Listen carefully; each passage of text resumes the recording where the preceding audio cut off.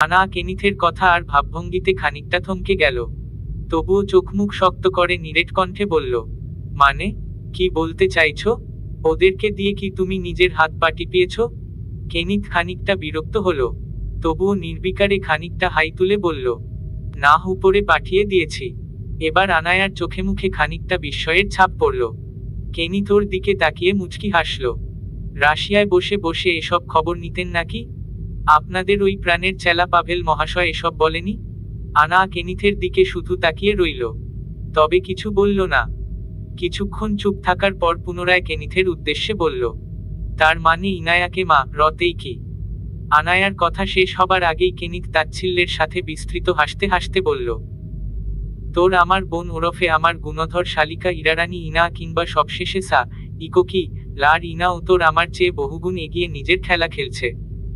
তার জীবনের উদ্দেশ্য এখন একটাই, আমাকে সে করা। কেনিথের কথায় আনা খানিকটা থমকে গেল। সিরিয়াস ভঙ্গিতে বলল, যা বলার ঠিকভাবে বলো। ও কোথায়? আর সাইকো কি লার মানে কি বোঝাতে চাইছো? ইনা কোথায়? জানি না। জানি না মানে কি? 7 বছর আগে শেষবারও তোমার কাছ থেকে আমি এর যথাযথ উত্তর পাইনি। আজও সেই কথা তুমি জানো না। তবে পাভেলকে কেন বলেছিলে ইনায়াকে রিসোর্টে আনতে? আনা করা কথায় কেনিথ কিঞ্চিত মুচকি হেসে আবারও বলতে লাগলো, কিচ্ছু জানিস না? আমার খোঁজ খবর না নিলেও অন্তত তোর নিজের বোনের খোঁজ তো ঠিকঠাক নিতেই পারতি। আনা খানিকটা গম্ভীর্যের সাথে বলল, জানি তো আমি অনেক কিছুই, আবার কোনো কিছুই না। সবকিছুই যে ধোঁয়াশা, সেই ধোঁয়াশা পরিষ্কার করতেই তো আমার এখানে আসা। আনায়ার কথা শুনে কেনিথ খানিকটা কপাল কুঁচকে আনায়াকে দেখল। অতঃপর কিঞ্চিত দীর্ঘশ্বাস ফেলে বলল, ওকে ধরে আনার সাধ্য আমার হয়নি। এমনকি ওর সঠিক খোঁজটাও আমি জানতে পারিনি। কিন্তু গত কয়েক বছরে আমার উপর অসংখ্যবার নানানে কসিডেন্ট আর কিংবা সাজানো গোছানো প্ল্যান করে মারার চেষ্টা করা হয়েছে, যার পেছনে কোনো না কোনো ভাবেই ইনার নামটা উঠে এসেছে। প্রথম প্রথম বিষয়টা এমন ছিল যে আমি বাড়ি থেকে বের হওয়া মানেই কিছু একটা আমার সাথে ঘটবে। এরপর একবার এক পার্টিতে অতিরিক্ত ড্রিঙ্কস করে ফেলেছিলাম। তখন একটা মেয়ে আমায় সিডিউস করার চেষ্টা করে, আলাদা রুমে নিয়ে যায় এবং আমায় ছুরি দিয়ে মারার চেষ্টা করে। আমি যতই ড্রিঙ্কস করি না কেন, আমাকে পুরোপুরি সিডিউস করার সাধ্য কারণেই এটুকু এবিলিটি রয়েছে আমার। যথারীতি মেয়েটাকে আমার হাতেই শেষ হতে হয়। অবশ্য ওকে তখনই আমি মেরে ফেলিনি, বরং আলাদাভাবে পার্টি থেকে ওকে ওই বাড়িতে নেওয়া হয়। এরপর অনেক জিজ্ঞাসাবাদ করা হয়েছিল। শেষমেশ শুধু একটা নাম পরিচয় উঠে এসেছে, তা হলো ইনা। এরপর আমি প্ল্যান করে অনেকবার পাভেলকে বলে এমন রুমডেটের ব্যবস্থা করেছিলাম। বিশ্বাস কর, তোর বোন একটা চান্সও হাতছাড়া করেনি। গুনে গুনে বাকি 36টা মেয়েই ওর পাঠানো লোক ছিল। প্রত্যেকবারই আমার মারার চেষ্টা, কখনো রির আঘাত, কখনো ড্রিঙ্কসে মিশিয়ে, কখনো আবার আমার গলা চেপে। আর ওদের থেকে জিজ্ঞেস সেই একটা নামই বেরিয়ে আসতো, তা হলো ইনা। অবশ্য ও যাদের পাঠিয়েছিল তারা কেউই সাধারণ কোনো মেয়ে ছিল না। এরা নিতান্তই সব এক্সপার্ট ছিল। যাই বলিস না কেন, এরা কিন্তু প্রচুর কষ্ট করে যাচ্ছে। আর তুমি সবাইকে শেষ করে ফেলেছ। তো কি করব? অবশ্য মেয়েগুলো দেখতে সুন্দর ছিল, ডেট করলে করাই যেত। আনা কিঞ্চিত চোখ ছোট ছোট করে কেনিথের দিকে তীক্ষ্ণ দৃষ্টি নিক্ষেপ করল। কেনিথ বিষয়টা হেসে উড়িয়ে দিল। 1 মিনিট, তুমি তবে এত শিওর হয়ে কিভাবে বলছো যে ইনাই হলো ইরা? ওরা তো শুধু ইনার কথা বলেছিল। কেনিথ আনায়ার দিকে চোখ ছোট ছোট করে তাকিয়ে বলল, আমি যদি ভুল না হই তবে তুই অনেক কিছুই জানিস। তবে বলেছি তো আমি অনেক কিছুই জানি, তবে হয়তো কোনো কিছুই না। কনফিউশন অনেক রয়েছে, আগে হিসেব মিলিয়ে ওসব ক্লিয়ার করতে হবে। যাই হোক, যেটা জানতে চেয়েছি তা বলো। তুমি কিভাবে নিশ্চিত যে ইনাই ইরা? তোর ওকে কিভাবে মেরেছিলাম মনে রয়েছে তো? আনা খানিকটা গম্ভীর স্বরে উত্তর দিল। কেনিথ তাচ্ছিল্যের সাথে হেসে বলল, যাক, মনে আছে। তবে তো ঘটনা হলো, আমার উপর 2-3 বার টাক হওয়ার পরপরই আমার কাছে একটা অসাধারণ গিফট আসে। একটা চিঠি আর একটা ডিভিডি। ডিভিডিটা ছিল মূলত তোর বাপকে রার পুরো ভিডিও ফুটেজটা, যেটা আমি তোকে দেখানোর জন্য ভিডিও করেছিলাম। আর চিঠিতে স্পষ্ট হাতে লেখা ছিল, আমার বাবাকে তুমি যেভাবে মেরেছো আমিও তোমাকে ঠিক সেভাবেই শেষ করতে চাই। তুমি আমার বোনকে শেষ করেছো, আমার পুরো পরিবার ধ্বংস করেছো। তুমি প্রস্তুত থেকো ভিকে, এই ইনা তোমায় কখনো ক্ষমা করবে না। এরপরও আর কি বলার আছে? অবশ্য আমারও জীবন নিয়ে অত ইন্টারেস্ট নেই। একমাত্র লি নয়তো বউয়ের হাতে মরলে বিষয়টা খুব বেশি খারাপ হবে না মনে হয়। কেনিথ হাই তুলতে তুলতে সোফায় গা এলিয়ে দিল। এদিকে আনা খুব মনোযোগ দিয়ে কথাগুলো শোনার পর বলল, ইরার কাছে কি করে ওই ভিডিওটা পৌঁছালো? এটা শোনা মাত্রই কেনিথের চোখমুখের ভাবভঙ্গি পরিবর্তন হলো। জন রাগ নিয়ে বলতে লাগলো, ওটা তোর ওই গাধাকে জিজ্ঞেস কর। আনা কপাল কুঁচকে বলল, কার কথা বলছো? আপনার দেবর মশাই। পাভেল দিয়েছে ইরাকে। মানে পাভেল জানে ইরা কোথায়? না, বিষয়টা তা নয়। ইরা আমাদের হাতের নাগালে নেই। ও বড় কোনো গেমারের হাতে পড়েছে, যেখান থেকে ও খুব সহজেই নিজের প্ল্যানগুলো সাজিয়ে খেলতে পারছে। আর পাভেলের বিষয়টা হলো, আমার সবকিছুর ম্যানেজমেন্টের দায়িত্ব সবসময় ওর কাছেই ছিল। আর ওই ভিডিওর ফুটেজটাও জাস্ট একটা কপিই থাকার কথা ছিল। কিন্তু পাভেল আমাকে কিছু না জানিয়েই ওই ফুটেজটাও আলাদা করে আমার সব ইনফরমেশনের সাথে অ্যাড করে রেখে দিয়েছিল। যেটা ঘটনা ঘটার পর পাভেল স্বীকার করে ওর ধারণা ফুটেজটা কেউ হ্যাক করেই সরিয়ে নিয়েছিল। এছাড়া অবশ্য আর কোনো অপশনও নেই। আনা জোরে দীর্ঘশ্বাস ফেলল। মনের মধ্যে আরো অনেক প্রশ্ন জমে রইছে, তবে এসবের কুলকিনারাটা কোথায় তাই বুঝতে পারছে না। আনা আবারও বলল, তার মানে তোমরা কেউ জানো না ইনা কোথায়, তাই তো? কেনিথ নির্বিকারে উত্তর দিল, কাউকে কি সন্দেহ হয় যে কিনা ইরাকে হেল্প করছে? কেনিথ কিছুক্ষণ ভেবে বলল, না, তেমন কেউ সন্দেহের তালিকায় থাকলে ইনার খোঁজ পাওয়াই যেত। দুজনের মধ্যেই পিনপতন নীরবতা। আনা অনেক কিছুই ভাবতে বসে গিয়েছে, কিন্তু কোনাটারই তাল খুঁজে পাচ্ছে না। তবে হুট করেই কেনিথের উদ্দেশ্যে বলল, তবে সকাল বেলা কেন ঘুম থেকে উঠেই তুমি ইরার নাম নিলে? মানে চাইলিছে যেন ওখানে ওই অবস্থায় আমার জায়গায় ইরা থাকে? কেনিথ এবার খানিকটা বিরক্তি নিয়ে বলল, হেই কি শুরু করেছিস তুই কাজের কথা? উত্তর দেও আমার। খবরদার, তোর এই তেজ অন্তত আমায় দেখাতে আসবি না। আর এটা তো আমার তোদের জিজ্ঞেস করার কথা। ইনাকে যে পাভেল কখনোই রিসোর্টে আনতে পারত না তা তো আমার জানা কথা। যে কাজ গত 7 বছরে করতে পারেনি সেটা কিনা ও এক বেলায় করবে এমন অমূল্য পদার্থ পাভেল নয়। আর আমার নিজের প্রতিও যথেষ্ট কনফিডেন্স রয়েছে। অন্তত নেশা করে কারো সাথে। সত্যি করে বলতো, তোরা আমার ড্রিঙ্কসে কিছু মিশিয়েছিলি তাই না? আর আমি যখন রুমে গিয়েছিলাম তখন কেউ ছিল না, কিন্তু ঘুম থেকে উঠে দেখি তুই আমি। অথচ আমার রাতের কিছুই মনে নেই। আমাকে কি গাধা পেয়েছিস? এখন আবার আমাকেই ব্লেম করছিস? আরে ব্লেম কখন করলাম? শুধু জিজ্ঞেস করেছি তুমি ইরাকে কেন সরি বলছিলে। কেনিথ খানিকটা বিরক্ত হয়ে বলতে লাগলো, তুইও জানিস আমি ওকে বোনের মতো মানি। আর ঘুম থেকে উঠে মাথা কাজ করছিল না, সবকিছু গুলিয়ে ফেলেছিলাম। আর ভেবেছি ওটা ইরা হয়তো, মানে পাভেল হয়তো সত্যি সত্যিই। কেনিথ এটুকু ইতস্ততভাবে বলেই দীর্ঘশ্বাস ফেলল। এদিকে আনা কেনিথের দিকে তির্যক চাহনিতে তাকিয়েছিল। তবে আনা কিছু বলার আগেই হুট করে কেনিথ বলল, কিন্তু তুই আমায় এটা বল যে তোরা কেন গতকাল রাতে আমার সাথে এমনটা করলি? ইচ্ছে তো করছে তোদের দুজনকে ধরে মেরে চিকুচি করে কাটাতে। আনা ভ্রু কুচকে বলল, কি করেছিস মানে? একটানা 7 বছর স্টিল ভার্জিন ছিলাম আমি, যেটা তুই এক রাতে শেষ করে দিয়েছিস।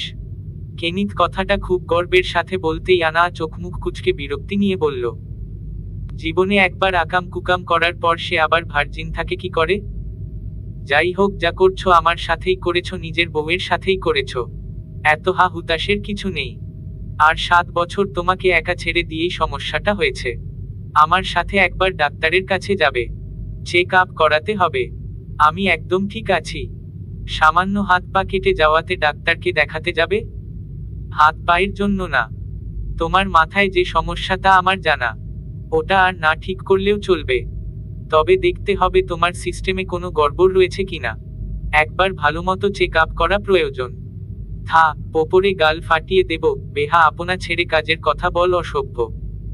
কেনিথ আনায়ার কথা প্রথমে বুঝতে পারেনি, তবে বোঝা মাত্রই মেজাজটা পুরো বিগড়ে গিয়েছে। আনায়ার দিকে কটমট দৃষ্টিতে তাকিয়ে কড়া কণ্ঠে বলল, তবে কেনিথের কথায় আনায়ার পাত্তা না দিয়ে নির্বিকারে বলল, ভুল বলিনি মনে হয়। যাই হোক, কাজের কথায় আসি। এই বলেই আনা হঠাৎ তার দুহাত পেছনের দিকে উঁচিয়ে ঘাড়ের শার্টের কলারের ভেতর দিয়ে হাত ঢোকানোর চেষ্টা করল। এটা যেন কেনিথ বিরক্তি নিয়ে দেখেও না দেখার ভান করল।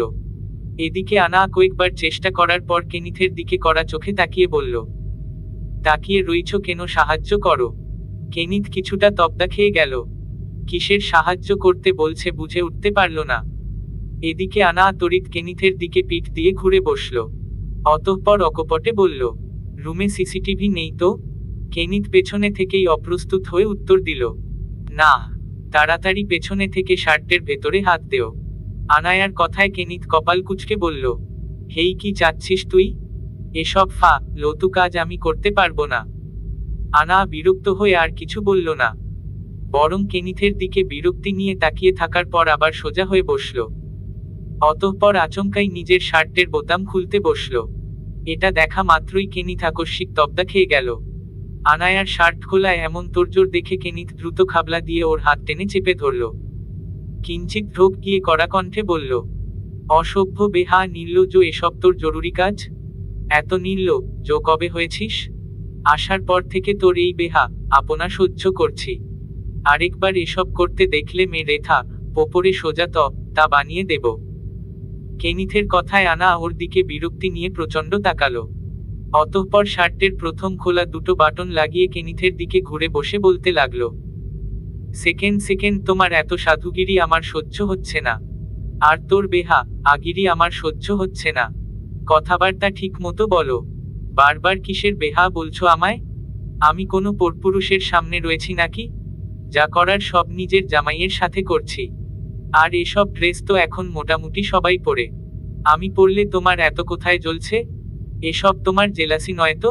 আনা কথাগুলো ভ্রু উঁচিয়ে শেষ করতেই কেনিথ স্পষ্টভাবে বলতে লাগলো, খোসাযুক্ত ফলমূল মানুষ খোসা ছাড়িয়ে খায়। যদি বিক্রেতা মনে করে খোসা ছাড়িয়ে বিক্রি করলে মানুষের শ্রম কমবে এবং ফলের দাম বাড়বে, তবে সেটা তার ভুল ধারণা। খোসাহীন ফল দ্রুত নষ্ট হয়ে মূল্যহীন হয়ে পড়ে। নারীর শালীনতাও ঠিক এমন। শালীনতার আচ্ছাদনে নারী সবচেয়ে সুন্দর ও মূল্যবান। কিন্তু যখনই শালীনতা ত্যাগ করে সমাজে নিজের মূল্য বাড়ানোর চেষ্টা করে, তখনই সে তার প্রকৃত মর্যাদা হারায়। তেমনটা তোর ক্ষেত্রেও প্রযোজ্য। আনা কেনিথের কথা মনোযোগ দিয়ে তাচ্ছিল্যের সাথে হাসল। তুমি কবে থেকে এসব সমাজের ধার ধারতে শুরু করেছ? সোসাইটি ম্যাটার করে ব্রো। সরি হাব্বি। কেনিথ কিছুই বলল না, বিরক্তি নিয়ে চুপচাপ রইল। এদিকে আনা কেনিথের হাবভাব দেখে আবারও তাচ্ছিল্য করে বলল, আমার মহাপণ্ডিত আউলিয়া পীর কেনিথ বাবাজি সাহেব, তোমার মুখে আর যাই হোক এসব হাদিস মানায় না আমার কলিজা। যা ভাবার ভাবতে পারিস। তবে সারাবেলা তোর মুখে তুই আমার বউ এই নাম করে বেহায়াপনা করবি, তা দেখতে চাই না আমি। হেই বাচ্চাকাল থেকে বউ আমি তোমার। জোর করে এক বাচ্চার মা পর্যন্ত বানিয়েছ। এরপরও তোমার এসব ঢং সাজে? যদিও বাচ্চার কথাটা বলতে গিয়ে অদ্ভুত এক অনুভূতিতে গলা শুকিয়ে আসছিল আনায়ার। তবে আনা কথাটা অন্তত স্পষ্টভাবে বলল। এদিকে কেনিথ চুপচাপ রইল। আনাও কিছুক্ষণ চুপ থাকার পর দৃঢ় কণ্ঠে পুনরায় বলল, আচ্ছা সত্যি করে বলো তো, কেউ কি আছে? অন্য কাউকে ভালোবাসো কিংবা বিয়েও করে নিয়েছ? যদি এমন কিছু না হয় তবে এই আমিতে এত কিসের সমস্যা তোমার? অতিরিক্ত কথাবার্তা চালচলন পছন্দ হচ্ছে না? আর বেহা যে বলছো, আমি তো অন্য কোথাও গিয়ে বেহা আপনা করছি না। নিজের জামাইয়ের সাথে এসব করলে ওটাকে বেহা আপনা বলে না। এই সব সময় এই বউ বউ করবি না তো? কিসের বউ? তুই যে আমার বউ, এটার কোনো প্রমাণ আছে? তোর বাপে কোন আমলে নাকি বিয়ে দিয়েছিল? এই যা বিয়ের কোনো প্রমাণ থাকলে তবেই বউগিরি দেখাতে আসবি। এবার আনায়ার চোখ মুখ বেজায় শক্ত হলো। গে ঠোঁট কামড়ে ধরল। শক্ত হলো দুহাতের মুঠো। কেনিথ আনায়ার দুজনের মাঝে দূরত্ব বেশি নয়, যে কারণে আনা কেনিথের দিকে ঝুঁকে খানিকটা হিসহিসিয়ে বলল, লতু কথা বলে মেজাজ খারাপ করবে না আমার। আরেকবার এসব কথা বললে খুব করে যা হাতে তুলে জাহান্নামে পাঠাবো। সমস্যা নেই, সাথে আমিও যাব। যদি একবার দেখেছি ওখানেও কোনো তিরিং বিরিং করেছ তবে। কিসব বলছি? নিজের সাথে সাথে আমার মাথাটাও শেষ করে দিয়েছ। কেনিথকে আর কোনো কিছুর বলার সুযোগ না দিয়ে আনা পুনরায় কেনিথের দিকে পিঠ দিয়ে বলল। অতঃপর দীর্ঘশ্বাস ফেলে খানিকটা ধীর সুরেই বলল, পিঠে হাত দিয়ে দেখো, শার্টে ভেতরে একটা কিছু কাগজ রয়েছে। আনায়ার কথা শুনে কেনিথ খানিকটা কপাল কুঁচকে ফেলল। আনা আবারও কড়া কণ্ঠে বলল, তাড়াতাড়ি বের করো। কেনিথ আর দেরি না করে আনা ঘাড়ের পেছনে থেকে কলারের ভেতর হাত দিয়ে শার্টের খানিকটা নিচে হাত প্রবেশ করাতেই কিছু কাগজের চিকন ঘামের মাথার অংশটা পেল, যেটা কিনা আনায় আর ইনারের ভেতরে গুজে রাখা ছিল। কেনিথ আচমকাই ঢোক গিলল, তবে তড়িৎ জিনিসটাকে বের করে আনায়ার দিকে এগিয়ে দিয়ে অন্যদিকে মুখ ঘুরালো। এদিকে আনা পেছনে ঘুরে কেনিথকে দেখতেই ওর চোখ মুখ কুঁচকে গেল। বিরক্তির সাথে বলতে লাগলো, বুঝে গিয়েছি তোমাকে ডক্টর দেখাতেই হবে। এটা শুনে কেনিথ অন্যদিকে থেকে আনায়ার দিকে গরম চোখে তাকাতেই আনা তাচ্ছিল্য করে বলল, আমার দিকে ভাবে না তাকিয়ে ওটা খুলে দেখো। কেনিথ আর কিচ্ছু বলল না, যথারীতি আনায়ার কথা মতো কাগজের ভাঁজটা খুলতে লাগলো। কেনিথ ভেবেছিল এটা কোনো খাম হবে, পরে খেয়াল করে দেখলো এটা জাস্ট কয়েকটা কাগজ খাম আকৃতির ভাঁজ করা। তবে কাজগুলো খুলে ভালো করে দেখতেই কেনিথের চোখে মুখে গাম্ভীর্যের ছাপ পড়ল, কপালও অনেকটাই কুঁচকে গেল। এদিকে আনা সিরিয়াস ভঙ্গিতে কেনিথের উদ্দেশ্যে বলল, আন্ডারওয়ার্ল্ডের সেরা মাফিয়া খ্যাত আর্তেম দিমিত্রি, অর্থাৎ তোমার নানা কিংবা আমার নানা শ্বশুর, তার ওয়াইফ এবং বর্তমান আন্ডারওয়ার্ল্ডের আরেক সেরা মাফিয়া লেডি লুসিয়া বেঁচে থাকার পরও তিনি তার পুরো প্রপার্টিস, অ্যাসেটস, পাওয়ার, এভরিথিং তোমার নামে করে দিয়ে গিয়েছেন, তাও পোস্টহিউমাস ট্রান্সফার অব ওনারশিপ এগ্রিমেন্টে, যেটা কিনা উনি মা রাজ আবার অনেক বছর আগেই করেছেন, যখন তুমি নিজেও অনেক ছোট। কিন্তু কথা হলো এখনো তুমি সেসবের ওনারশিপ নও, কেননা তিনি তার এগ্রিমেন্টে নির্দিষ্ট করে সময়টাও উল্লেখ করে গিয়েছেন। আর্তেম দিমিত্রির 70 বছর, অর্থাৎ আজ থেকে ঠিক আরো 7 বছর পর তোমার জন্মদিনেই তুমি এসব কিছুর মালিক হবে। আর সবচেয়ে সুন্দর বিষয়টা কি জানো? আজ থেকে 7 বছর পর যদি তুমি সেই সব কিছুর ওনারশিপ হওয়ার পরও সেসব অন্য কাউকে নিজ হাতে হস্তান্তর না করো, তবে কারো সাধ্য নেই এই বিশাল সাম্রাজ্য অন্য কারো নেওয়ার। এবং এই 7 বছরের মধ্যে যদি কোনো ভাবে তোমার কিছু হয় কিংবা তুমি মারা যাও, তবে তোমার সঙ্গে সঙ্গে আর্তেম খ্যাত পুরো মাফিয়া সাম্রাজ্য ধ্বংস হয়ে যাবে। আনায়ার কথাগুলো কেনিথ খুব মনোযোগ দিয়ে শুনছিল, সে সঙ্গে পেপারস গুলোও মনোযোগ দিয়ে দেখছি। এত সব কিছু দেখে কেনিথ নিজেই যেন এক বিস্ময়ের জগতে প্রবেশ করল। এসবের মানেই কি, আর আনা বোঝাতেই বা চাইছে কি? কেনিথ কপাল কুঁচকে অস্ফুট স্বরে বলল, তুই কি বোঝাতে চাইছিস? ঠিকভাবে বল, আর এসব তুই কিভাবে পেয়েছিস? এত সব কিভাবে জেনেছিস? কই, আমি তো এসব কখনোই জানতাম না। আনা কিঞ্চিত রুক্ষ হাসিতে মুচকি হাসল, মাথাটা হ্যাং হয়ে গিয়েছে, কৎসব প্যাচ মিলিয়ে যেন এক জগা খিচুড়ি তৈরি হয়েছে। মিস্টার কেনিথ, এক বর্ষর গেম খেলা হচ্ছে। আমার প্রাণপ্রিয় নানি শাশুড়ি লুসিয়াকে রেখে আমার নানা শ্বশুর, যে কিনা বেঁচে থাকতেই তার সবকিছু তোমার নামে করে দিয়ে গিয়েছেন, তাও কিনা তুমি অনেক ছোট থাকতেই। আবার তোমার কিছু হলেই সেই পুরো রাজ্যই ধ্বংস হয়ে যাবে। এত বড় একটা ডিসিশন নিশ্চয়ই তার মতো লোক এমনি এমনি নেয়নি। ও হ্যাঁ, পুরোটা বললেও ভুল হবে, খুব অল্প হলেও খুব কিছুটা অংশ কিন্তু রোজের নামেও রয়েছে। তবে সেটা শুধু প্যালেস আর তথাকথিত সামান্য কিছু পাওয়ারের জন্য প্রযোজ্য, যেটাও কিনা আজ থেকে ঠিক 7 বছর পরেই গিয়ে কার্যকর হবে। এসব না হয় বুঝলাম, কিন্তু তুই বারবার বাবুস্কার কথা বলে কি বোঝাতে চাইছিস? তার উপর তুই কিসের? আনা তাচ্ছিল্যের সাথে কিঞ্চিত হাসল, অতঃপর চোখ মুখ গম্ভীর করে দীর্ঘ শ্বাস ফেলে কাটকাট করে বলতে লাগলো, হিসেবটা অনেক গরমিল, কোনো কিছুরই সঠিক কোনো ক্লু নেই। আমার এসবে কোনো সমস্যা ছিল না, সত্যি বলছি, তোমাদের পাপের সাম্রাজ্যে মিশে যেতে আমার কোনো আফসোস ছিল না। জীবন তো আমার অনেক আগেই শেষ। মিসেস লুসিয়ার হয়ে গত 7 বছর ধরে একটানা কাজ করে এসেছি, সবই পাপের খেলা। নিজ হাতে নির্দোষ কিংবা দোষী 573টা প্রাণ নিয়েছি। শুধু জানতাম আমি পাপের খেলায় ডুবে গিয়েছি, শুধু আমি একাই ডুবেছি। আমার আফসোস ছিল না, না কিছু হারানোর আর না কিছু পাওয়ার। ভেবেছিলাম এবার হয়তো সবাই ভালো থাকবে, কিন্তু আফসোস, আমার নিষ্পাপ বোনকেও ব্যবহার করা হচ্ছে। আমি জানি না ও কোথায়। এত বছর যখন আমি ওর খোঁজ খবর জানতে চেয়েছি, তখনই আমায় বলা হয়েছে ও একদম ভালো রয়েছে, ও একদম ঠিক রয়েছে। আমি যেন এসবের চিন্তা না করি, আমিও বিশ্বাস করে নিয়েছি। কিন্তু আমি জানি আমার বোন ঠিক নেই, ওকে প্রতিনিয়ত আমার চেয়েও খারাপ ভাবে ব্যবহার করা হচ্ছে। এমনকি এত বছরে মিসেস লুসিয়াস এত সব কঠোর ব্যবস্থার মাঝে আমি ছিলাম বাহিরের দুনিয়া থেকে প্রায় সম্পূর্ণ বিচ্ছিন্ন। আমাকে যা দেখানো হতো তা যেন ছিল নিত্যন্তই সাজানো গোছানো মিথ্যে। আমার প্রতিটা পদক্ষেপ ছিল বাবুস্কার ইচ্ছে অনুযায়ী। আর তুমি জানো, আজ আমি তোমার সামনে রয়েছি শুধুমাত্র এই কারণেই যে আমি তাদের জানিয়েছি যে এবার তোমার সাথে আমার সব সম্পর্ক স্বাভাবিক করতে চাই। নয়তো এখানে আসার অনুমতিও পেতাম না আমি। কেনিথ বিস্ময়ে কিছু বলতে পারছে না। চোখে মুখে অবাধ নিস্তবতা। এত সব গরমিল কি করে হলো? এরই মাঝে আনায়ার চোখের কোণায় কিঞ্চিত জল এসে ভিড় করেছে। আনায়ার সে সবে পাত্তা দেওয়ার সুযোগ নেই। সে আগুন ঝরা চোখে বলতে লাগলো, আমি তোমায় একটা কথা পরিষ্কার করে বলছি। তুমি কিংবা তোমার পরিবারের জন্য যদি আমার আর কোনো প্রিয়জনের ক্ষতি কিংবা হারাতে হয়, তবে আমি আমার এই ব্যর্থ জীবনের সবটুকু দিয়ে হলেও সবকিছু ধ্বংস করে ছাড়ব। I repeat, I will destroy everything. আনায়াকে তো তুমি নিজ হাতে শেষ করেছ, তাই নিজের জীবনের পরোয়া আর আনা করে না। এখন তুমি নিজ চোখের সামনে যাকে দেখছো, এটা অ্যানা তাইসিয়া, যাকে ভুলবশত হলেও তোমার বাবুশকা নিজ হাতে বানিয়েছে সবকিছু ধ্বংস করার জন্য। গত 7 বছর আগে ঘটে যাওয়া রহস্যে ঘেরা সেই কালরাত্রি, যে রাতেই কেনিথের জীবন থেকে আনায়ার অস্তিত্ব নিমিষেই ফুরিয়ে গিয়েছিল। কেনিথ জেনেছিল তার আনায়াকে এই রাতেই কয়েকটা মানুষরূপী জানোয়ার রেখে শেষ করে ফেলেছিল। অর্ধেক শরীর পর্যন্ত পুড়িয়ে দেওয়া হয়েছিল। বারবার নিশ্চিত হতে ডিএনএ টেস্ট করেও রিপোর্ট একটাই এসেছিল, তা হলো সেই পুড়ে যাওয়া লাশটা আনায়ারই।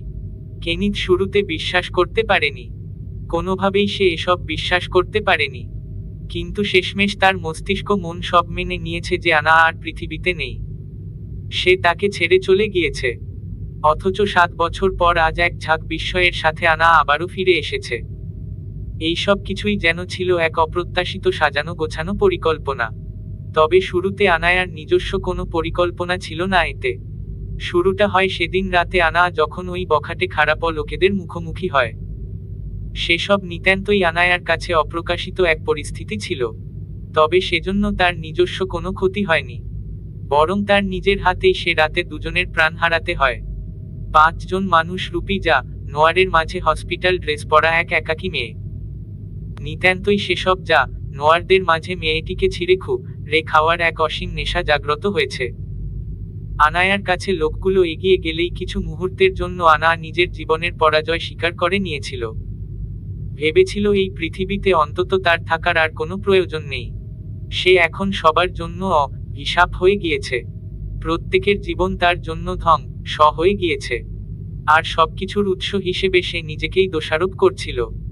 যথারীতি লোকগুলো তার কাছে এগিয়ে আসা পর্যন্তও সে একদম নিস্তব্ধ ছিল। পাগলের মতো নিজের জীবনকে তাচ্ছিল্য করে হাসতে ব্যস্ত ছিল সে। কিন্তু লোকগুলো তার কাছে চলে এলেই তার সিদ্ধান্ত নিমিষেই বদলে যায়। লোকগুলোর মাঝে একজনের হাতে কাচের বোতল সাথে নিয়েই আনায়ার দিকে হেলতে দুলতে এসে আনায়ার কাঁধে হাত দিয়ে ওর কানের কাছে ফিসফিস করে কিছু কথা বলল। যেসব শোনা মাত্রই আনা তড়িৎ লোকটির দিকে শক্ত চোখে তাকালো। লোকটি ওর এহেন চাহনিতে দাঁত কেলিয়ে হাসতে ব্যস্ত হয়ে পড়ল। সেই লোকটির সাথে সাথে বাকি 4 জনও অট্টহাসিতে মেতে উঠল। এদিকে আনা আচমকা এদের হাসির মাঝেই তার পাশে থাকা লোকটির মুখে সজোরে ঘুষি মারল, যার ফলে মাতাল লোকটির ছিটকে খানিকটা দূরে সরে গেল। সঙ্গে তার হাত থেকে কাচের মদের বড় বোতলটা পড়ে গিয়ে ভেঙে 2 টুকরো হয়ে গেল। এদিকে পড়ে যাওয়া লোকটি সহ বাকি 4 জনও আনায়ার কাজে ক্ষেপে গিয়ে ওর দিকে রাগান্বিত হয়ে এগিয়ে আসতে নিলে আনা দ্রুত নিচ থেকে কাচের চোখা একটা অংশ তুলে নিল। এরপর তার পাশে থাকা হ্যাংলা পাতলা লোকটির পেট বরাবর যা ঢুকিয়ে দিল। আনায়ার চোখ মুখ হতে আচমকাই যেন আগুন ঝরছে। মন মস্তিষ্ক এখন এটাই বলছে, তোর জীবন এমনিতেই শেষ হয়ে গিয়েছে আনা। এবার নিজের আর নতুন করে বাঁচার চিন্তাবাদ শুরু, এই জানো, আরগুলো শেষ করতে হবে। এরই মাঝে আনা কাচের বোতলটা টেনে পেট থেকে বের করে নিয়ে এলো। আনায়ার শরীর হাত সহ চারপাশ রতে ছড়াছড়ি। এরই মাঝে সেই 4 জন লোকের মাঝে একজন এসে আনায়ার মাথার পেছনে আরেকটা কাচের বোতল দিয়ে সজোরে বাড়ি মারল। নিমিষেই যেন আনায়ার সর্বস্ব দুনিয়া ঘুরে গেল। নিঃশ্বাসের গতি কমে গেল। মাথা ঘুরে পড়ে নিতে নিয়েও আবারও শক্ত হলো। হুট করেই পুনরায় হিংস্র হয়ে উঠে লোকটির চুল টেনে হিঁচড়ে কাঁধে হাতে মোড়ে রাস্তায় ফেলে দিল। তবুও আনা লোকটিকে ছাড়ছে না। এই পর্যায়ে আনায়াকে সম্পূর্ণ বিধ্বস্ত এক ধ্বংসকারী মনে হচ্ছিল। আনা আকস্মিক লোকটির উপর চড়ে বসল। অতঃপর লোকটির মাথা ধরে রাস্তায় মধ্যে আছড়াতে লাগলো। এটি বেশি সুবিধার মনে হলো না তার। আচমকাই পাশ থেকে মাঝারি আকারের একটা পাথর তুলে এনে আবারও লোকটিকে মুখে অনবরত মারতে লাগলো। লোকটি চিৎকার করলো, মুখ থেতলে গিয়ে রত বের হলো, তবুও আনা থামল না। সম্পূর্ণ উন্মাদে পরিণত হয়েছে সে। মানুষ হত্যার উন্মাদ সে এখন। এদিকে আবার সেই কখন থেকে বাকি দুজন লোক তাকে অনবরত ছাড়ানোর চেষ্টা করছে। বারবার আনায়াকে থামাতে চাইছে কিন্তু পারছে। এই দুজন অবশ্য একটু বেশিই মাতাল হয়ে গিয়েছে, যে কারণে দুজনে মিলেও আনায়াকে সরাতে পারছে না। অন্যদিকে আরেকজন গিয়েছিল আনায়ার প্রথম আঘাত করা লোকটির কাছে। সে এখন অনেকটাই অচেতন হয়ে পড়েছে। এদিকে আবার আনা এই লোকটিকে প্রায় মেরেই ফেলছে দেখে সেই লোকটি ছুটে আনায়াকে থামাতে এলো। আনায়ার চুল ধরে টেনে হিঁচড়ে সেই লোকটির পেটের উপর হতে আনায়াকে সরিয়ে আনলো। এই পর্যায়ে লোকটি আনায়ার সাথে খারাপ কিছু করার জন্য উদ্বেগ হলো। আনায়াকে শুয়েই সে লোকটি গিয়ে ওর উপর চড়ে বসল। আনা হাত পা ছোটাছুটি করছিল দেখে স্বাস্থ্যবান পুরুষটি আনায়ার হাত দুটো চেপে ধরে আনায়ার দিকে মুখ এগিয়ে নিল। এদিকে আনায়ার চোখ মুখ অত্যন্ত নিরেট। চোখ মুখে নেই কোনো ভয় কিংবা আতঙ্ক। ও যেন কোনো যুদ্ধের ময়দানে নেমেছে। লোকটি আনায়ার মুখের কাছে আনতেই আনা সজোরে মাটি থেকে মাথা তুলে লোকটির মুখ বরাবর আঘাত করল। আকস্মিক আঘাতে লোকটির নাক ফেটে রত গড়ালেও লোকটি যেন এতে আরো হিংস্র হয়ে উঠল। আনায়ার হাত দুটো চেপে ধরল আরো জোরে। কিন্তু আনা তবুও ভয় পাচ্ছে না। ওর আসলে বাঁচা মরার কোনো ভয়ই নেই, না কোনো জানো আরের কাছে নিজের সতীত্ব হারানোর। আনায়ার কাছে সেই সময় কেনিতা আর এই লোকগুলো যেন একই ছিল। ও বুঝতেও পারছিল না যে তার মানসিক পরিস্থিতি ঠিক কোন পর্যায়ে চলে গিয়েছে। আনা এবারও নিজের সর্বস্ব শক্তি প্রয়োগ করে মাটি থেকে খানিকটা ওঠার চেষ্টা করেই লোকটির কাঁধে সজোরে কামড়ে ধরল। লোকটি আনায়ার হাত ছেড়ে দিয়ে আনায়ার চুপ পেছনে থেকে টেনে ধরে ওকে সরাতে চাইল, কিন্তু আনা যেন ছাড়ছেই না। লোকটি একটা পর্যায়ে ব্যথায় চেঁচাতে লাগলো, কিন্তু আনা যেন এসব কিছুই কানে নিচ্ছে না। ওদিকে বাকি দুই মাতাল এখন আনায়াকেই ভয় পাচ্ছে। সবকিছু ছেড়ে হুট করেই দুজন জঙ্গলের ভেতরের দিকে পালাতে লাগলো। এদিকে লোকটির কাঁধের মাংস উঠে গিয়ে রক্ত গড়িয়ে আনায়ার সম্পূর্ণ মুখে দাঁতে লেগে গিয়েছে। তবুও আনায়ার শান্ত হওয়ার নাম নেই। এরই মাঝে আনা অনুভব করল হুট করেই লোকটি কেন অদ্ভুতভাবে শব্দ করে কেঁপে উঠল। আনা কাঁধ থেকে মুখ সরাতেই দেখল লোকটি অদ্ভুতভাবে তার দিকে এক পলক তাকিয়ে। বড় বড় চোখ যেন এই মুহূর্তেই তার দেহ থেকে প্রাণটাকেও তুলে নিয়েছে। লোকটি নিমিষেই আনায়ার উপর ভর ছেড়ে দিতেই লোকটি মুখ থুবড়ে আনায়ার কাঁধের একপাশে গিয়ে পড়ল। আর সেই মুহূর্তেই আনায়ার চোখের সামনের এক অপ্রত্যাশিত মানবের মুখ দৃশ্যমান হলো। কালো রঙের হুডি আর প্যান্ট পরা, মাথায় একঝাঁক কোকড়ানো চুল, চোখে মুখে গাম্ভীর্যের স্পষ্ট ছাপ। হাতে থাকা বন্দুকটা আনায়ার উপর পড়ে থাকা লোকটির দিকে তাক করা। আনায়ার এই অর্ধ অন্ধকার পরিবেশেও এই মানবটিকে চিনতে আর বাকি নেই। এই মুহূর্তে পাভেলকে সে হয়তো আশা করেনি। এরই মাঝে পাভেল এসে আনায়ার উপর থেকে টেনেটুনে লোকটি সরিয়ে দিল। অতঃপর হাঁটু গেড়ে আনায়ার পাশে বসে আনায়াকে দুহাতে আলতো হাতে বসালো। আনা বসে পাশে পড়ে থাকা লোকটিকে খেয়াল করে দেখল লোকটির পিঠে গুলির দুটো নিশানা। আনা ঘুরে পাভেলের দিকে তাকালো। একবার ওর হাতে থাকা বন্দুকটাও দেখল। মনে হলো হয়তো বন্দুকে সাইলেন্সার লাগানো, নয়তো গুলি করার শব্দ সে ঠিকই শুনতে পেত। পাভেলকে নিয়ে আনায়ার চোখে মুখের বিস্ময়তা কেটে গিয়েছে। পুনরায় চোখ মুখ কঠোর হয়েছে। এদিকে পাভেলের নিরেট গম্ভীর যে আচ্ছন্ন চেহারা গায়েব হয়ে গিয়ে একদম নরম হলো। হুট করেই কেমন যেন ইনোসেন্ট হয়ে পড়ল। অতঃপর তড়িঘড়ি করে আনায়ার উদ্দেশ্যে বলল, আপনি ঠিক আছেন তো? ওরা আপনার কিছু করেনি তো? আনা মাথা নাড়িয়ে না সূচক সম্মতি দিল। পাভেল আবারও অস্থির হয়ে বলল, এখানে কি করে এসেছেন? কখন এসেছেন? হসপিটাল থেকে বের হওয়া মানা ছিল আপনার। আপনি পুরোপুরি ঠিক নন। আনা পাভেলের দিকেই তাকিয়েছিল। হুট করে ওর একথা শুনে তাচ্ছিল্যের সাথে হেসে বলল, পুরোপুরি ঠিক নই? আরও ঠিক হওয়ার কিছু রয়েছে? আমি তো জানি আমি সবটাই ভুল। আমার জীবনটাই তো ভুল।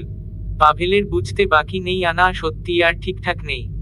ওর কথায় কিছুক্ষণ চুপচাপ ওর মুখের দিকে তাকিয়ে থাকার পর দীর্ঘশ্বাস ফেলে বলল, ওদের এই অবস্থা কি করে হয়েছে? এখানে তো আপনি ছাড়া আরো কেউ এসেছিল কি? কেউ আসেনি, আমিই করেছি। আনায়ার এহেন নির্বিকার কথা শুনে পাভেল থমকে গেল। আনা এসব করছে মানে? কেন যেন ওর এহেন অবস্থা তার বিশ্বাস হচ্ছে না। কিছুটা বিস্ময়ের সাথে বলল, আপনি? আনা কিঞ্চিত রুক্ষ হাসিতে মুচকি হেসে বলল, কেন করতে পারি না? আমি কি অনেক ভালো? সবাই তো আমায় কষ্ট দেয়। আমি কি তবে কাউকে কষ্ট দিতে পারবো না? আমিও কষ্ট দিতে চাই। মানুষকে কষ্ট দিয়ে তার সর্বস্বকে নিঃস্ব করতে চাই। আমি কি এমনটা করতে পারবো না? পাভেল আনায়ার দিকে অপলক তাকিয়ে ওর কথাগুলো শুনল। আনা নিজের মধ্যে নেই। এমনিতেই ওর মানসিক পরিস্থিতিটা খুব বেশি ভালো ছিল না, আর তার মধ্যে আজকের এই ঘটনা। পাভেল ঠোঁট ভিজিয়ে বলল, উঠে আসুন, যেতে হবে। কোথায় নিয়ে যাবেন? আবার ওই যা নোয়ারটার কাছে? আনায়ার নির্বিকার কথায় পাভেল আবারও থমকে গেল। মানে কার কথা? কেনিথ ব্রো এর কথা বলছেন? আনা নির্বিকারে মাথা ঝাঁকিয়ে বলল, হুম। এমনটা কেন বলছেন? আমি জানি উনি ভুল করেছেন, কিন্তু। পাভেলের কথা শেষ হওয়ার আগেই আনা আবারও বলল, আপনি আপনার হাতের গানটা দিয়ে আমায় মেরে ফেলুন, তাহলেই সব সমস্যা শেষ হয়ে যাবে। তবুও আর আমায় ওই লোকটার কাছে নিয়ে যাবেন না। ওনার মুখটাও দেখতে চাই না আর আমি। পাভেল আনায়ার ছলছল চোখ আর তাচ্ছিল্যে ভরা হাসিমাখা মুখটার দিকে কিছুক্ষণ অপলক তাকিয়ে রইল। ঠোঁট চেপে কিছু একটা ভাবার পর দীর্ঘশ্বাস ফেলে বলল, ঠিক আছে, আপনাকে আর বসের কাছে যেতে হবে না। এবার আপনাকে অন্য একটা জায়গায় যেতে হবে। কোথায়? রাশিয়া। আনা খানিকটা কপাল কুঁচকে ফেলল। যা দেখে পাভেল ইতস্ততভাবে বলল, চিন্তা করবেন না, এখানের সব কিছু আমি সামলে নেব। আজকের পর আপনি যতদিন না চাইবেন ততদিন পর্যন্ত আপনাকে সবাই মৃত হিসেবে জানবে। আর রাশিয়াতে কেনিথ ব্রো এর বাবুস্কা মানে নানি থাকেন। উনি আপনার সব দেখভাল করবে না। আপনি রাজি কি না?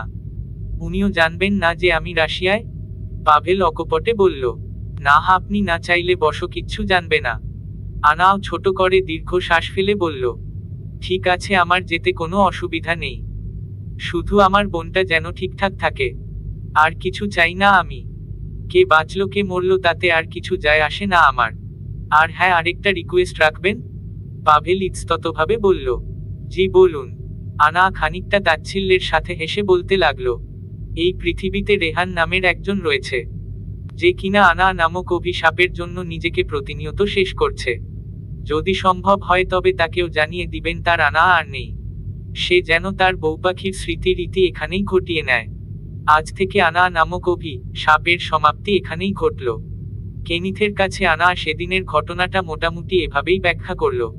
এরপর পাভেল আনায়াকে পাঠিয়ে দেয় রাশিয়ায়। আর এদিকে সে একটা সুন্দর পরিকল্পনা সাজিয়ে নেয়। সে রাতের মধ্যেই তার লোকজন সহ কিছু নিজস্ব পুলিশকেও সেই জায়গায় ডেকে আনা হয়। সঙ্গে মর্গ থেকে জোগাড় করে আনা হয় আনায়ার মতো শারীরিক গঠনের একটি মেয়েও। অতঃপর সেই মেয়েটির দেহটাকে জ্বালিয়ে দেওয়া হয়। এদিকে আনায়ার হাতে অলরেডি দুজনের প্রাণ চলে গিয়েছে। তারা দুজন বেশিক্ষণ বাঁচতে পারেনি। পাভেল সে লাশ দুটোকেও সরিয়ে দেয়, সাথে তার নিজের হাতে প্রাণ নেওয়া লোকটিরও। এছাড়া জঙ্গল থেকে খুঁজে পালিয়ে যাওয়া সে দুজনকেও সেই রাতের মধ্যেই বের করে প্রাণ নিয়ে নেওয়া হয়। পাভেল আনায়ার খোঁজেই সে রাতে যখন জঙ্গলের রাস্তায় চলে আসে তখন সে নিজ চোখেই দুজন লোককে জঙ্গলের দিকে পালাতে দেখেছিল। যথারীতি তারা দুজনও বাঁচতে পারেনি। আর এইসব বিষয়গুলো খানিকটা গোপনেই ধামাচাপা দেওয়া হয়। মিডিয়াতেও এই নিয়ে তেমন কোনো শোরগোল পড়তে দেওয়া হয় না। আর কেনিথের কাছে সুন্দরভাবে বর্ণনা করা আনায়ার সংস্মৃতোত্তর ঘটনা, কেনিথকে 3-4 বার দেখানো নতুন ডিএনএ টেস্টের রিপোর্ট কিংবা তাকে বলা গল্পের সবকিছুই ছিল সাজানো। এমনকি কেনিথ যেন কিছু বুঝতে না পারে সেজন্য আলাদাভাবে এই কাজে পুলিশকেও যুক্ত করা হয়। যেন কেনিথ তাদেরকে কিছু জিজ্ঞেস করলেও উত্তর একটাই আসে যে আনা আর নেই। বিকেল গড়িয়ে সন্ধ্যা নেমে গিয়েছে। শীতের সন্ধ্যা পেরিয়ে রাত হতে বেশি দেরি নেই। কেনিথ চুপচাপ মাথা নিচু করে এসব ঘটনা শুনে যাচ্ছিল। তার হাতের কনুই দুটো হাঁটুতে ঠুকে রাখায় তা এখন শূন্যে ঝুলছে। আনায়ার কথা শেষ হতেই আনা জোরে শব্দ করে দীর্ঘ নিঃশ্বাস ফেলে সোফায় হেলান দিয়ে দুহাত দুদিকে এলিয়ে দিল। পায়ের উপর পা তুলে তা অনবরত নাড়াতে লাগলো। আনায়ার নির্বিকার হাবভাব, ঠোঁটে বিস্তৃত মুচকি হাসি। কেনিথ কিছু বলছে না দেখে আনা নির্বিকারে জিজ্ঞেস করল, কি হলো? ছ্যাঁকা খাওয়ার গল্প শুনে ব্যাকা হয়ে গেলে? এখন তো দেখছি সোজাও হচ্ছ না। কেনিথ আনায়ার কথা শুনে তাচ্ছিল্যের সাথে কিঞ্চিত হাসল। অতঃপর ঝুঁকিয়ে রাখা মাথাটা তুলে আনায়ার দিকে তাকিয়ে বলল, সত্যিই একটা জানোয়ার আমি, তাই না? আনাও রুক্ষ হেসে বলল, হয়তো আবার না। মানে দেখতে মানুষের মতো কিন্তু ভেতরটা জানোয়ারের মতো। কেনিথ আবারও তাচ্ছিল্যের সাথে হেসে সোজা হয়ে বসল। আনা আবারও বলল, এত হা হুতাশের কিছু নেই। আমিও এক সময় ভেতর বাহিরে সব মিলিয়ে মানুষই ছিলাম। এরপর তুমি নিজ হাতে আমায় শেষ করলে আর আমিও তোমার মতো মানুষরূপী জানো আর হয়ে গেলাম। এখন দুজনই সমান সমান। আমারও আর কোনো জানো আর এর সংসার করতেও আর কোনো সমস্যা নেই। সবকিছুই এবার ঝাক্কাস হবে। কেনিথ অমায়িক বিস্তৃত হেসে পুনরায় গম্ভীর্যের সাথে বলল, তুই বলিসনি যে এই কাগজগুলো তুই কোথায় পেলি? আর এগুলো দেখে তো মনে হচ্ছে এগুলো কপি পেপার এন সম্পূর্ণও নয়। আরও কিছু অংশ থাকার কথা এখানে। ঠিক ধরেছ, এটা সম্পূর্ণ নয়। তবে এটা আমি কোথায় পেয়েছি তা বলবো না। ধরে নেও বাবুস্কার কোনো সাজানো গোছানো কারসাজি থেকে গোপনে পেয়েছি। আনায়ার হাসি খুশি মুখ দেখে কেনিথ কপাল কুঁচকে ফেলল। আনা ঠিক কি চাচ্ছে সেটা তার কাছে পরিষ্কার নয়। আমার যদি ভুল না হয় তবে তোর এখানে আসার সবচেয়ে বড় উদ্দেশ্য হয়তো ইনায়াকে খুঁজে বের করা। তবে তোর উদ্দেশ্যের সমাপ্তি এখানে হলে ভালোই হতো, কিন্তু আমার মনে হয় না তুই এখানেই থেমে থাকবি। একটু ক্লিয়ার করে বলতো তুই কি চাচ্ছিস? আনা হুট করেই মাথা সোফা থেকে হেলিয়ে কেনিথ কোলে মাথা রেখে শুয়ে পড়ল। পায়ের উপর পা তুলে নাচাতে থাকল। আনা নির্বিকারে চোখ বুজে বলল, মাথা ধরেছে, টিপে দেও তো। কিছুক্ষণ সময় অতিবাহিত হওয়ার পরও আনা কেনিথের কোনো প্রতিক্রিয়া অনুভব করতে না পেরে চোখ খুলল। খুলতেই কেনিথের ভ্রু উঁচিয়ে থাকা বিরক্তিমাখা গম্ভীর মুখটা দৃশ্যমান হলো। কেনিথ ওর দিকেই তীক্ষ্ণ নজরে চেয়ে রইছে। আনা পুনরায় মুচকি হেসে বলল, বউয়ে মাথা টিপে দিলে জাত যাবে বুঝি? আমি আমার উত্তর পাইনি। উত্তর পেলে পত্নী সেবা করবে? শুধু পত্নী কেন, তুই মরার পর পেত্নী হলে তারও সেবা করতে রাজি আমি। ফালতু কথা না বলে যা জানতে চাইছি তা বল। আমি বিরক্ত হচ্ছি। তোর কথা এখনো অসম্পূর্ণ। আপনার বিরক্তিতে তো আমার কিছু আসে যায় না। কেনিথের চোখে মুখে স্পষ্ট বিরক্তির ছাপ। আর সহ্য করা যাচ্ছে না।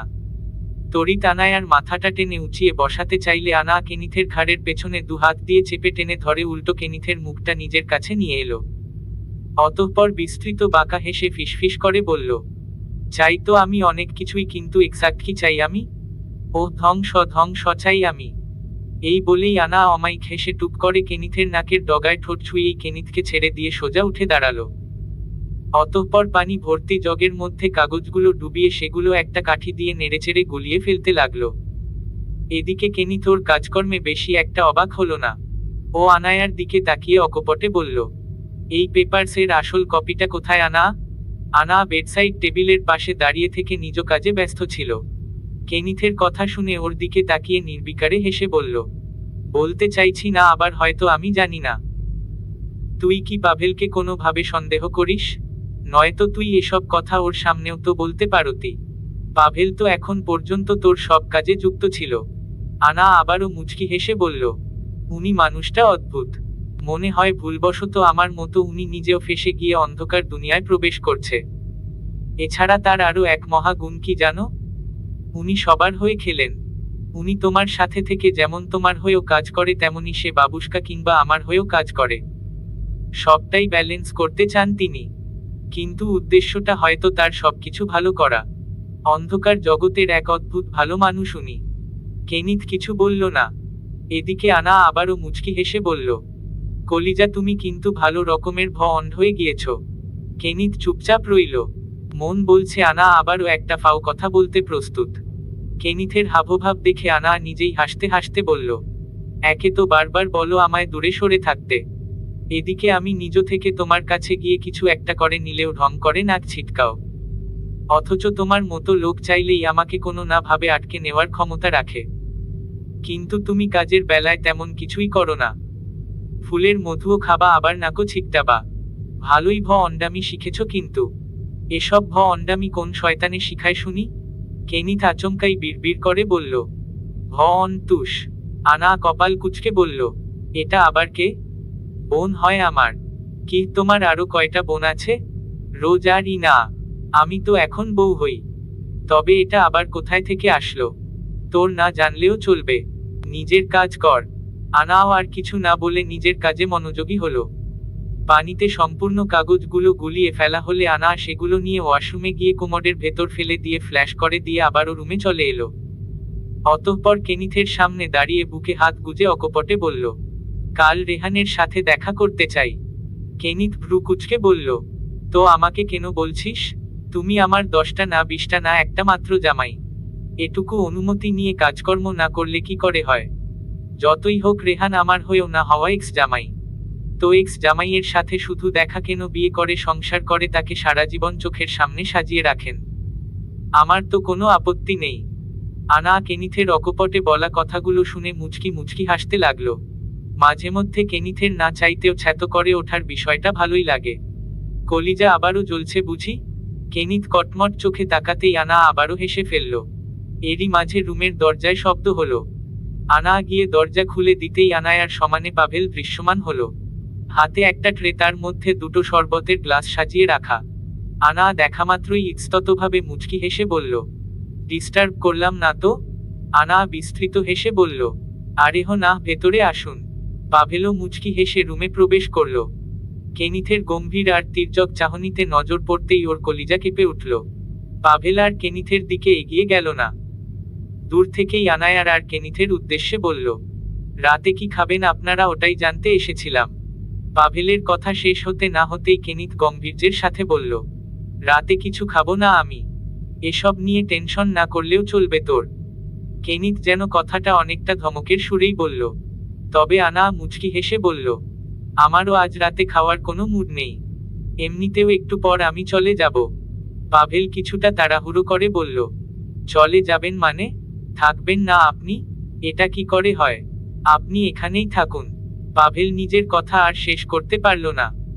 কেনিথের রক্তগরম চোখের দিকে নজর পড়তেই তবদা খেয়ে গেল। আনা এসব দেখে আবারও মুচকি হেসে বলল, ইচ্ছে তো ছিল চলে যাবার, তবে এখন মনে হচ্ছে থাকা উচিত। এটা শোনা মাত্রই কেনিথ জোর গলায় বললে, এমন ইচ্ছে থাকলে মেরে ফেল। আর যেটাই করিস আমার রুমে থাকতে পারবি না তুই। আনাও কেনিথের রাগের আগুনের মাঝে ঘি ঢালার ন্যায় বিস্তৃত শয়তানি হাসি উপহার দিয়ে বলল, ঠিক আছে, তোমার রুমে থাকবো না, কিন্তু তোমার সাথে চিপকে থাকলে তো আর কোনো সমস্যা নেই, তাই না? কেনিথ চোখমুখ শক্ত হতেই পাভেল তড়িৎ বলতে লাগলো, রাতের খাবার না খান ঠিক আছে? আপাতত দুজনে এই শরবতটা খেয়ে নিন, মাইন্ড ফ্রেশ হয়ে যাবে। কেনিথ রেগে গিয়ে আওড়ালো, মীর জাফরের মতো সবকিছুর আড়াল থেকে কলকাঠি নাড়িয়ে এখন এসেছে মাইন্ড ফ্রেশ করাতে। আনা পাভেল দুজনেই চুপচাপ কথা শুনে হজম করে নিল। তবে আনা দুটো গ্লাস ট্রে থেকে তুলে নিয়ে একটা কেনিথের সামলে ধরল। কেনিথ প্রথমে মানা করলেও অনেকটা বিরক্তি আর অনীহা নিয়েই অর্ধেকটা শরবত খেয়ে নিল, আর বাকিটুকু টেবিলের উপর রেখে দিল।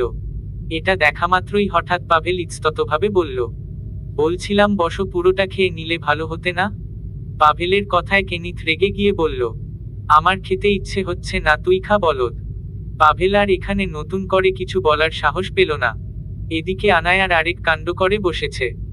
নিজের গ্লাসের পুরো শরবতটা একেবারে খেয়ে নিয়ে কেনিথের রেখে দেওয়া অর্ধেক শরবতের গ্লাসটা তুলে নিয়ে বলল, চিন্তা নেই দেবর মশাই, আপনার কেনিথ পীর বাবাজি পুরোটা না খেলে তার বিবি রয়েছে কোন কাজে, আমি না হয় এটুকুও খেয়ে নিচ্ছি। আরেহ না হারেহ, আমি আপনার জন্য নতুন করে আরো এক গ্লাস। পাভেলের কথা আর শেষ হলো না, বরং এর আগেই আনায়ার বাকি শরবতটুকুও খাওয়া শেষ হয়ে গিয়েছে। স্বস্তির দীর্ঘনিশ্বাস ফেলে পাভেলের উদ্দেশ্যে বলল, পুরো ঝাক্কাস হয়েছে দেবর মশাই। কেনিথ আনায়ার আচরণে আবারও বিরক্তি প্রকাশ করল। এদিকে পাভেলও কেমন যেন প্রচণ্ড দুশ্চিন্তা নিয়ে মনে মনে বিড়বিড় করে বলল, এবারও গড়বড় হয়ে গেল, না জানি এর ফল কি হয়। রাত কতটা গভীর তা জানা নেই। চারপাশে ঘুটঘুটে অন্ধকার ঘরের মাঝে টেবিল ল্যাম্পের হলুদ আলোয় রুমের অনেকটা অংশই পরিষ্কার দেখা যাচ্ছে। বিছানার দুই পাশে দুজন মানব উল্টোপাল্টা হয়ে শুয়ে রয়েছে। একজন বেঘোরে রার মতো ঘুমাচ্ছে, তো অন্যজন ঘুমের মধ্যেও কেন যেন হাত পা ছোটাছুটি করে গড়াগড়ি করছে। আনায়ার চোখে মুখে দিব্যি ঘুম, তবুও এক অদ্ভুত অস্বস্তিতে চোখ বুজেই বিছানায় গড়াগড়ি করছে। অন্যদিকে কেনিথ সেই যে ঘুমিয়েছে, আর ওঠার নাম নেই। হুট করে দুজনের কি হয়েছে তা নিজেরাও জানে না। সেই শরবত খাওয়ার আরো কিছুক্ষণ দুজনে মিলে তর্ক বিতর্ক করছিল। মাঝে মধ্যে কাজের কথা বলছিল, তো আবার কখনো কখনো ঘুমভাং কথা কাটাকাটি। এরই মাঝে কেনিথের প্রচণ্ড ঘুম পেলে সে আনায়াকে চলে যেতে বলে, কিন্তু আনা যেতে নারাজ। সে অবশ্য তখন কেনিথের পার্সোনাল ইনফরমেশন গুলো নিয়ে ঘাটাঘাটি করছিল কেনিথের ল্যাপটপে। তবে কেনিথের আর এত ধৈর্য হয়নি। আচমকাই মাথা অনেক বেশি ব্যথা করছিল বিধায় বিছানায় গিয়ে গা এলিয়ে দেয়। এদিকে আনায়ার শুরু থেকে অস্বস্তি হচ্ছিল, মাথাটাও ঝিমঝিম করছিল, আবার কাজেও মনোযোগ দিতে পারছিল, আবার মনে হচ্ছিল ঘুম পেয়েছে তার। হঠাৎ তার নিত্যদিনের রুটিনে আজ এমন গরমিল হলো কেন তা আনায়ার জানা নেই। তবে আনাও আর বেশিক্ষণ না জেগে থেকে কেনিথের পাশেই শুয়ে পড়েছিল। আনা আরো কিছুক্ষণ বিছানায় হাত পা ছোটাছুটি করার পর হুট করেই বসে পড়ল। মাথা নিচের দিকে কিছুক্ষণ ঝুঁকিয়ে রেখে এলোমেলো চুলগুলো পেছনে ঠেলে দিয়ে সোজা হলো। পাশে তাকিয়ে দেখল কেনিথ নির্বিকারে ঘুমিয়ে যাচ্ছে। আনায়ার কপালে ভাঁজ পড়ল, হাবভাবও ঠিকঠাক মনে হচ্ছে না। আচমকাই কেনিথের গায়ে হাত দিয়ে ঠেলাঠেলি করে ডাকতে লাগলো। কেনিথ আনায়ার এহেন কাজে ঘুমের মধ্যেও বিরক্ত হলো। বিরক্ত নিয়ে এক ঝটকায় আনায়ার হাত গা থেকে সরিয়ে দিল। এদিকে আনা এবার দুহাতে কেনিথকে ঠেলাঠেলি করে বলতে লাগলো, ওই বুড়াই বেডা, উঠো উঠো বলছি, তাড়াতাড়ি উঠো। প্রায় অনেকক্ষণ আনায়ার ডাকাডাকি আর জোরাজোরির পর কেনিথ উঠে বসল। চোখ মুখ থেকে গভীর ঘুম যেন কাটছেই না। হঠাৎ এমন ঘুম কোথায় থেকে জেকে বসেছে তার জানা নেই। প্রচণ্ড অসহ্য আর বিরক্তি নিয়ে পাশে তাকিয়ে আনায়ার উদ্দেশ্যে বলল, কে তুই? কি চাই তোর? আনা কিছুটা কপাল কুঁচকে নেশাগ্রস্তের মতো করে বলল, ভুলে গিয়েছ? বউ আমি, বিয়ে করা বউ আমি তোমার। কি জামাই কপালে জুটালে বাবা দিনের মধ্যে 100 বার এটাই ভুলে যায় তার বউ আমি। কেনিথ খুইম নেশায় আসক্ত ব্যক্তির মতো বিরক্ত হয়ে বলল, জানি, আমি জানি, মনে পড়েছে, এত বারবার বলতে হবে না। আনা কিছুটা মুচকি হেসে বলল, যাক, ভুলে যাওনি তবে। তো আমায় ডেকেছিস কেন? দেখছিস না আমি ঘুমিয়েছিলাম। কেনিথের ঘুমে গা এদিক ওদিক ঢুলে পড়ছে, নিজেকে বারবার ঠিক করে সামলাতে চাইল। আনায়ার দিকে তাকিয়ে কিছুটা গম্ভীর স্বরে বলল, এত রাতে কি চাই তোর? জান, একদমই ঘুম আসছে না, চলো খেলি। আনা একগাল মুচকি হেসে বলা কথায় কেনিথ ঘুম চোখে প্রচণ্ড বিরক্তি নিয়ে বলল, মাথা খারাপ নাকি? এই বাড়িতে খেলার মতো লুডো, চেস কিংবা ক্যারাম কিছুই তো নেই। কি খেলবি তুই? আনায়ার চোখের পাতাও কেমন নিভে নিভে আসছে, অথচ ও লজ্জামাখা আর শয়তানি হাসিতে বিস্তৃত মুচকি হেসে বলল, আরে ওসব না, ওসব খেলা। কেনিথের চোখ মুখ কুঁচকে গেল। মাথা খারাপ করে কিসব বলছে আনা নিজেও বুঝতে পারছে না। গাধি, কিসের কথা বলছিস ঠিক করে বল। কিছু খেয়েছিস? নেশা? আনা কেনিথের কথা শেষ হওয়ার আগেই গিয়ে কেনিথের কোলের উপর চড়ে বসল, নিজেকে গুটিয়ে নিয়ে অনেকটা বাবু হয়ে মাথা ঝুঁকিয়ে নিল। অতঃপর কেনিথের গলায় নিজের দুহাত মালার মতো পেঁচিয়ে মুচকি মুচকি হাসতে লাগল। এদিকে কেনিথের ইচ্ছে হচ্ছে আনায়াকে ধরে একটা আছাড় দিতে। মাঝরাতে ঘুম আর মুডের পুরো 45টা বাজিয়ে দিয়েছে। কেনিথের চোখে মুখে প্রচণ্ড বিরক্তি, চুপচাপ আনায়ার অদ্ভুত ভাবভঙ্গি দেখছে। কেনিথ বিরক্তি নিয়ে বলল, আনা প্লিজ বিরক্তি করিস না, হয় ঘুমা নয়তো ঠিকঠাক বল কি চাইছিস। আনা মুচকি হাসল, মাথা খানিকটা নিচু করে বলল, বললামই তো, বুঝে নেও না একটু। কেনিথ আচমকা ভাবুক চিত্তে ভাবতে বসল। হুট করেই নিমিষেই ওর চোখ মুখের রং উড়ে গেল।